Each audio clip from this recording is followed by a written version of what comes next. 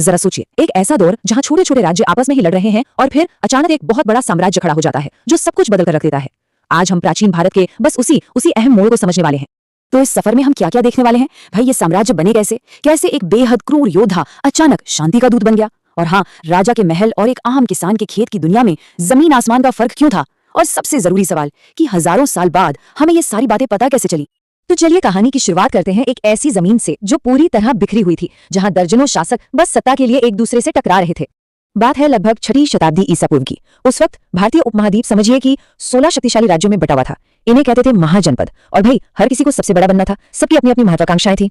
लेकिन इस सारी उथल पुथल के बीच एक राज्य था जो चुपचाप अपनी ताकत बढ़ा रहा था, और यही वो राज्य था जो आखिरकार इन सब पर भारी पड़ने वाला था। नाम था मगध। अब देखिए, ये सब कुछ रातों रात नहीं हो गया। इसके पीछे राजवंशों की एक लंबी कहानी है। एक के बाद एक वंश आता गया और हर कोई अपने से पहले वाले की नींव पर एक और मंजिल बनाता गया, और इसी तरह रास्ता तैयार हुआ भारत के पहले महान साम्राज्य का, मौर्य साम्राज्य का।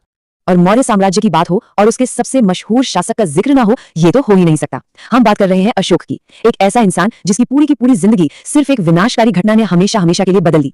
और वो घटना थी 2661 ईसा पूर्व में लड़ा गया कलिंग का भयानक युद्ध। एक ऐसा युद्ध जो अशोक की पूरी विरासत को, उसकी पूरी पहचान को नए सिरे से लिखने वाला था। कभी सोचा है कि एक जीत की असली कीमत क्या होती है?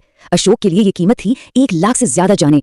जरा सोचिए, इतने बड़े नरसंहार को अपनी आंखों से देखने के बाद कोई भी सम्राट क्या करता?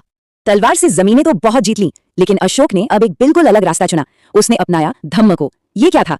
ये एक नैतिक रास्ता था, अहिंसा का, बड़ों के सम्मान का और धार्मिक सहनशीलता का। और उसने ये प्रण लिया कि वो इस संदेश को अपने विशाल साम्राज्य के कोने कोने तक पहुंचाएगा। और बस इसी तरह एक क्रूर विजेता बन गया पियदस्सी, यानी देवों का प्रिय। ये एक ऐसा खिताब था जो उसे किसी जंग के मैदान में नहीं, बल्कि शांति की राह पर चलकर मिला था। अच्छा, ये तो हो गई बड़े बड़े राजाओं और उनके ऊंचे विचारों की बात, लेकिन आम लोगों का क्या? वो किसान, वो कारीगर जो असल में इस साम्राज्य की रीढ़ थे, उनकी जिंदगी कैसी कट रही थी?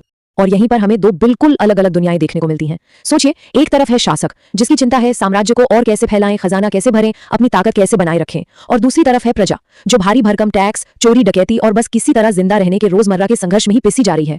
ये फासला इतना ज्यादा था कि किस्से कहानियों में आता है कि राजाओं को अपनी प्रजा की असली हालत जानने के लिए भेष बदलकर उनके बीच जाना पड़ता था। ये दिखाता है कि शासक और शासित के बीच कितनी बड़ी खाई बन चुकी थी।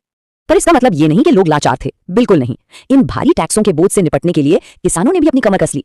उन्होंने फसल की पैदावार बढ़ाने के लिए नए नए तरीके खोजे, जैसे लोहे की नोक वाले हल का इस्तेमाल, या फिर कुओं, तालाबों और नहरों से सिंचाई के नए सिस्टम बनाना। ये सारी बातें हमें एक बहुत ही जरूरी और दिलचस्प सवाल पर ले आती हैं। आखिर हमें ये सब पता कैसे है? हम हजारों साल पहले जी रहे लोगों की जिंदगी को आज दोबारा कैसे समझ पा रहे हैं? देखिए, इसका जवाब किसी एक किताब में नहीं मिलता। ये तो एक जासूस की तरह काम करने जैसा है। इतिहासकार क्या करते हैं? वो सिक्कों, पुराने मिट्टी के बर्तनों, पत्थर पर लिखे लेखों